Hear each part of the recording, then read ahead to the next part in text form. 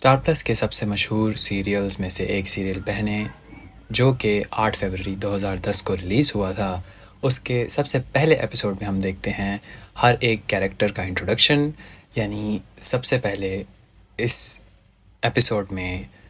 बहनों की माँ जो कि रेवती है, उसका इंट्रोडक्शन हम देखते हैं, जिसमें वो एक आरती में बिज़ी रहती है और आरती को गाते साथ ही सबसे पहली चीज़ वो ये देखती है कि उसकी बेटियाँ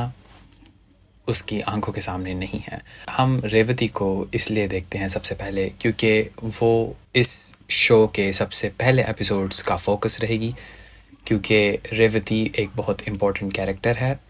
इन बहनों के आगे ज़िंदगी में जितने भी चेंजेस आएंगे उनके लिए। तो हम देखते हैं कि रेवती इस बात को लेकर बहुत परेशान रहती है कि उसकी बेटियां अभी तक उसके सामने नहीं आई और ना ही वो इस सेरेमनी के लिए तैयार हुई हैं, जिसके लिए सबको बेसब्री से इंतज़ार है, जो कि उसकी सबसे बड़ी बेटी पूर्वा की शादी है और जिसका आज संगीत है। हम देखते हैं कि वो सबसे पहले जाती है पूर्वा के कमरे में और देखती है कि पूर्वा वहाँ है ही नहीं। और उसके बाद हम देखते हैं दूसरे कैरेक्टर का इंट्रोडक्शन, जिसमें अदा ख़ान जो कि हमारी आकाशी हैं, वो अपने कमरे में सारे कपड़े बिखेर के तो देख रही हैं कि वो क्या पहनेंगी अपनी बड़ी बहन पूर्वा के संगीत पे। और हम देखते हैं कि ये कैरेक्टर इंट्रोडक्शन भी बहुत ज़रूरी है हमारी स्टोरी के लिए, क्योंकि आकाशी भी एक बहुत इम्पॉर्टेंट कैरेक्टर है बहनें सीरियल में। हम देखते हैं कि आकाशी रेवती से पूछती है कि वो संगीत पर कौन सा ड्रेस पहनेगी, और हम ये देखते हैं कि रेवती को ये बात पता है कि आकाशी सिर्फ अपनी माँ के मुंह से ये सुनना चाहती है कि वो कोई भी ड्रेस पहने उस पे हर एक रंग खिलेगा। और उसके साथ ही हम देखते हैं कि रेवती को ये बात याद आती है कि पूर्वा अभी तक उसके सामने नहीं आई और ना ही पूर्वा को किसी ने देखा है। तो रेवती को इस बात का भी डर है कि पूर्वा अपनी ही शादी में सही नहीं लगेगी, क्योंकि उसकी आंखें सूजी होंगी, क्योंकि सारी बहनें पूरी रात बातें कर रही थी और वो अभी तक तैयार नहीं हुई। तो हम देखते हैं कि रेवती आकाशी के कमरे से निकल ही रही होती है कि आकाशी उससे पूछती है एक बार फिर कि उस पर कौन सा रंग अच्छा लगेगा, लेकिन क्योंकि रेवती आकाशी की माँ है तो इसलिए रेवती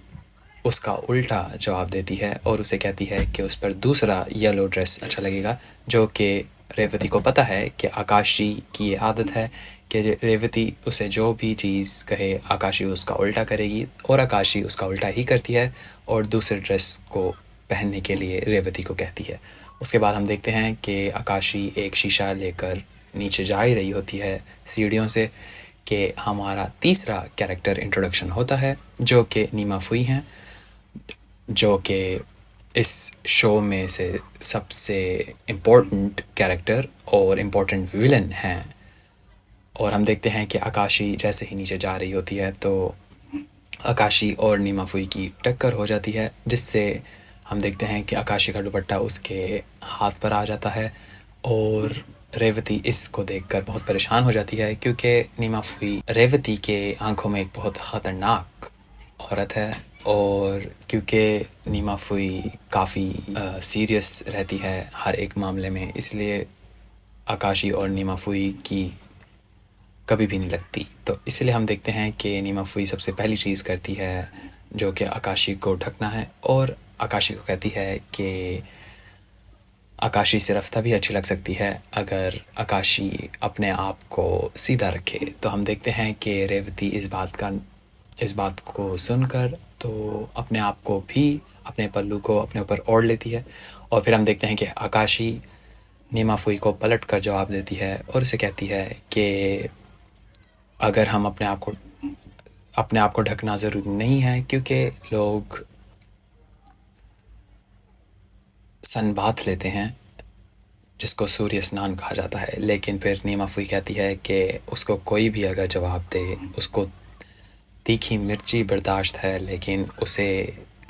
तीखी आवाज़ यानी बुरा लहजा उसे पसंद बिल्कुल भी नहीं है। और उसके बाद नीमा फुई की आखिरी लाइन ये कहती है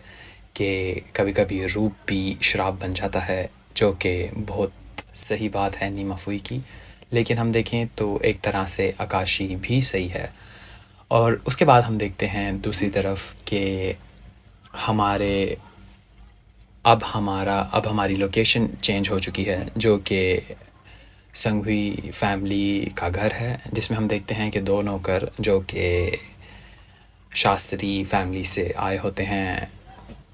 प्रसाद लेकर, वो इंतज़ार कर रहे होते हैं। और देखते हैं कि जैसे ही संघवी फैमिली के दरवाज़े खुलते हैं उनके घर के, तो हम सबसे पहली चीज़ ये देखते हैं कि वो घर बहुत आलीशान और बहुत बड़ा है। और इसी वजह से जो नौकर चाकर हैं वो सारे मशगूल हैं अपने अपने कामों में। और हम देखते हैं हमारा चौथा कैरेक्टर इंट्रोडक्शन, जो कि मिहिर संघवी है, जो कि स्मृति का हस्बैंड और इस पूरे घर को चलाने वाला एक बंदा है। मिहिर एक लॉयर है और वो अपने फ़ोन पर बात कर रहा होता है अपने क्लाइंट से कि उसके क्लाइंट को घबराने की ज़रूरत नहीं है, क्योंकि मिहिर संघवी उसका केस लड़ रहा है। और उसके बाद हम देखते हैं अपने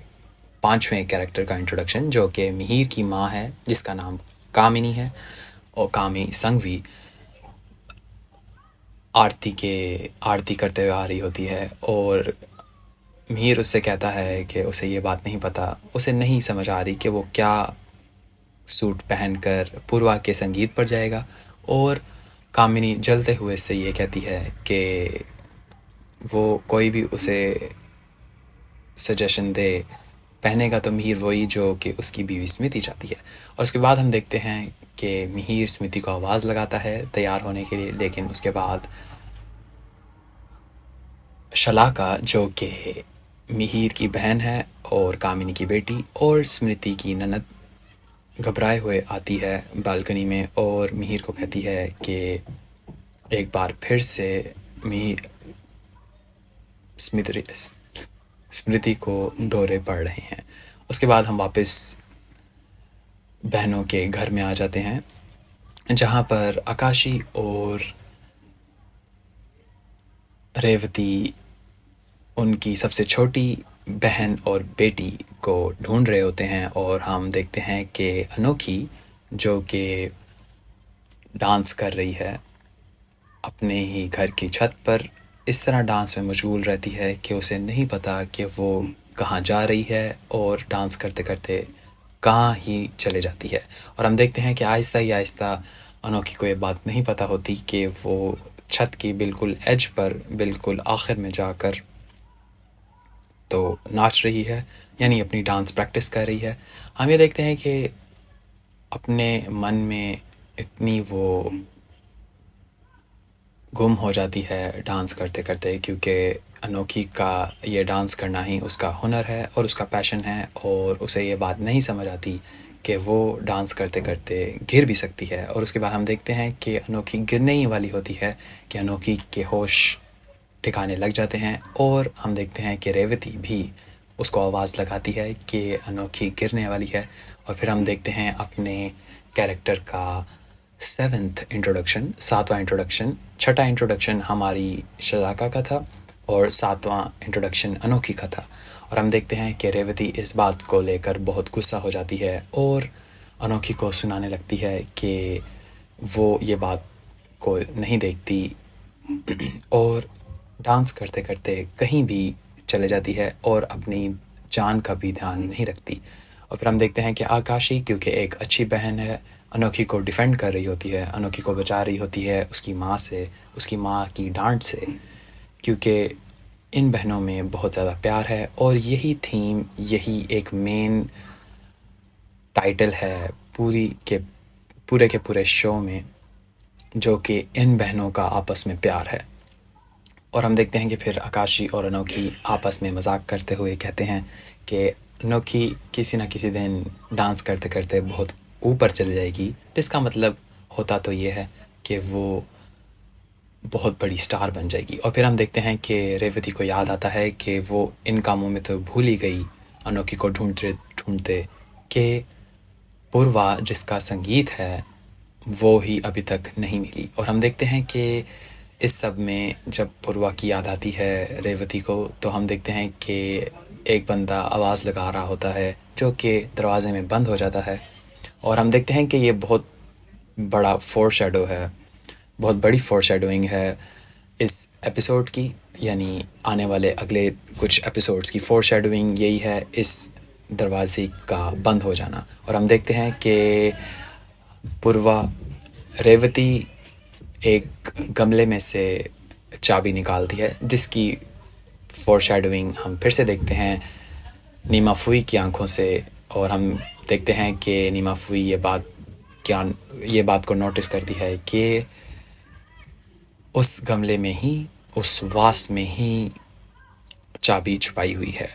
और फिर हम देखते हैं हमारा 8वां इंट्रोडक्शन, जो कि रेवती का हस्बैंड और इन बहनों का बाप होता है, जिसका नाम सेवंती है, सेवंती लाल शास्त्री। उसके बाद हम देखते हैं कि नीमा फुई और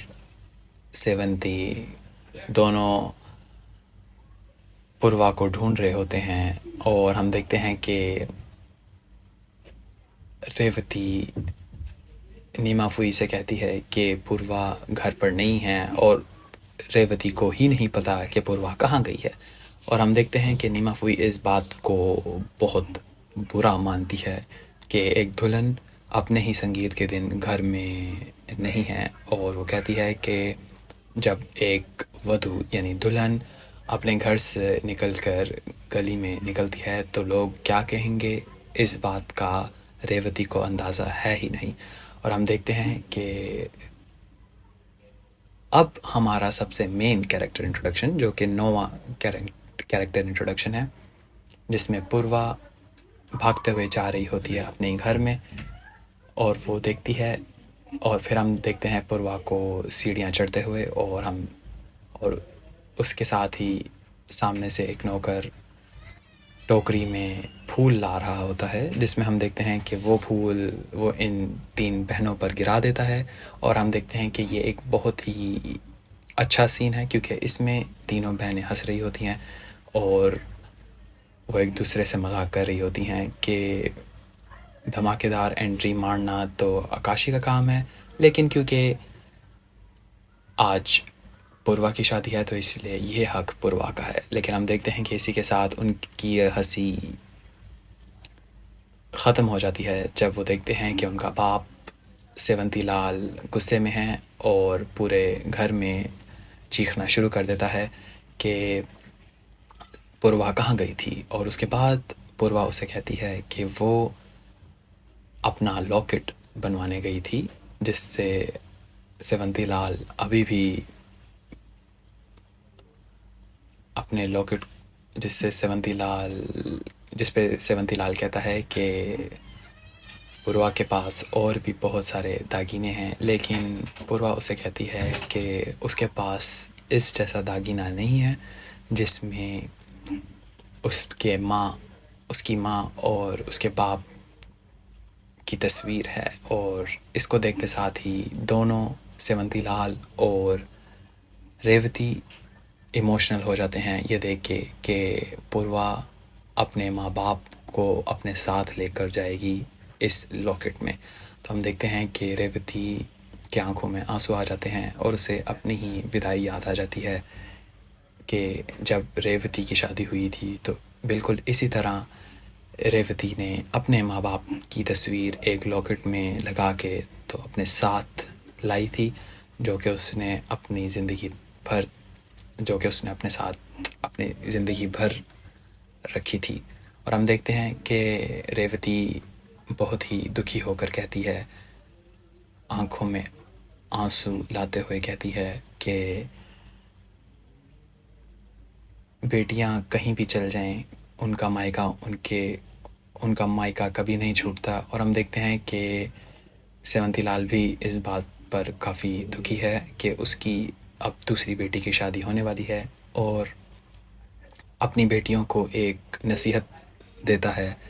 कि उसकी बेटियां कहाँ भी चल जाएं, कहीं भी चल जाएं, किसी घर भी चल जाएं, दुनिया के किसी कोने में भी हों, अगर एक आवाज़ मारे तो दूसरी सामने आकर खड़ी हो जाए, अगर तीसरी आवाज़ मारे तो चौथी आकर उसका हाथ थाम ले और उसके पास आ जाए अपनी बहन को सहारा देने के लिए। और फिर हम देखते हैं कि रेवती भी यही बात को दोहराती है और कहती है कि अपने माँ बाप को छोड़ना बहुत ही मुश्किल होता है एक बेटी के लिए, एक बेटी के लिए अपनी विदाई के वक्त। फिर हम देखते हैं कि आकाशी अपने सबका मूड सही करने के लिए नीमा फुई का मजाक उड़ाते हुए कहती है कि उसके आंखों में, कि रेवती के आंखों में आंसू अच्छे नहीं लगते। और हम देखते हैं कि नीमा फुई एक बार फिर आ जाती है और आकाशी देखती है नीमा फुई को उन पे नज़रें डालते हुए। और हम देखते हैं कि नीमा फुई एक बार फिर, क्योंकि घर की बड़ी है, उन सबको कहती है कि उन अब मंगनी, अब संगीत का वक्त हो गया है। और हम देखते हैं कि जाने से पहले रेवती अपनी बेटियों से ये कहती है कि स्मृति जब आएगी तो उसको हम उसको उसकी बहनों ने डांस करने पर मजबूर नहीं करना है, क्योंकि स्मृति का 7वां महीना चल रहा है और वो इस हालत में कोई भी ऐसा काम नहीं कर सकती जो कि उसके और उसके बच्चे के लिए ख़तरनाक साबित हो। और हम देखते हैं कि इसी बात के बाद हम वापस संघवी फैमिली के घर में आ जाते हैं, जहाँ पर स्मृति की हालत बहुत ख़राब हो रही है, क्योंकि तो हम देखते हैं कि मिहिर, शलाका और कामिनी और डॉक्टर्स और उनके नौकर जाकर सारे एक साथ हैं स्मृति के पास। और हम देखते हैं कि स्मृति को ये पैनिक अटैक इसलिए हो रहा है क्योंकि उसकी हालत तब से है जब से स्मृति का 7वें महीने में नहीं, जबकि कुछ महीने पहले स्मृति का एक्सीडेंट हुआ था। और हम देखते हैं कि स्मृति अपने बच्चे को लेकर बहुत परेशान रहती है, जो कि अभी तक इस दुनिया में आया ही नहीं है। और हम देखते हैं कि मिहिर इस बात पर उसको दिलासा दे रहा होता है कि उनके बच्चे को कुछ नहीं होगा। और क्योंकि मिहिर और क्योंकि और उसके बाद डॉक्टर स्मृति को बेहोशी का इंजेक्शन दे देता है ताकि स्मृति की हालत सही हो सके। उसके बाद हम देखते हैं कि मिहिर सेवंती को कॉल करता है और उसे कहता है कि स्मृति की हालत सही नहीं है और ये कि ऐसा भी हो सकता है कि वो लोग पूर्वा के संगीत पर ना आ सकें, जिसकी बात जिस बात को सुनकर सेवंती बहुत परेशान हो जाता है और फ़ौरन रेवती को बता देता है, जिससे हमें पता चलता है कि रेवती और सेवंती की बीच में जो अंडरस्टैंडिंग है वो बहुत पावरफुल है। यानी रेवती और सेवंती के बीच जो एक दूसरे के लिए जो समझौता नहीं है, एक वो बहुत पावरफुल है। तो हम देखते हैं कि रेवती भी इस बात से इस रेवती भी इस बात को लेकर काफ़ी परेशान है। उसके बाद हम देखते हैं कि डॉक्टर मीर को कहती है कि उसने स्मृति को बेहोशी का इंजेक्शन दे दिया है ताकि स्मृति की तबीयत सही हो सके बेहोशी की हालत में और वो आराम कर सके। और हम देखते हैं कि कामिनी शलाका से कहती है कि उसके काफ़ी अरमान थे अपने बेटे को लेकर, लेकिन जब से स्मृति और मिहिर की शादी हुई है तब से उसके घर में डॉक्टर्स का आना जाना लगा रहता है, जो कि कामिनी की काफ़ी एग्जैजरेटेड बड़ी बात है, क्योंकि कामिनी कभी नहीं चाहती थी कि मिहिर स्मृति से शादी करे, लेकिन क्योंकि मिहिर की वो अपनी पसंद थी तो इसलिए कामिनी उसको नहीं रोक पाई। उसके बाद हम देखते हैं कि मिहिर, स्मृति के माँ बाप सेवंती और रेवती फ़ौरन स्मृति को देखने आ जाते हैं और इस बात का कामिनी को बहुत बुरा लगता है और वो सेवंती लाल और रेवती को टॉर्चर करते हुए कहती है कि अगर स्मृति की ये हालत बचपन से ही है, जो कि उसको पैनिक अटैक होना और उसकी इस तरह की बुरी हालत होना है। और हम देखते हैं कि मिहिर सेवंती और रेवती से कहता है कि उनको यहाँ आने की ज़रूरत नहीं थी, लेकिन रेवती उसे कहती है कि वो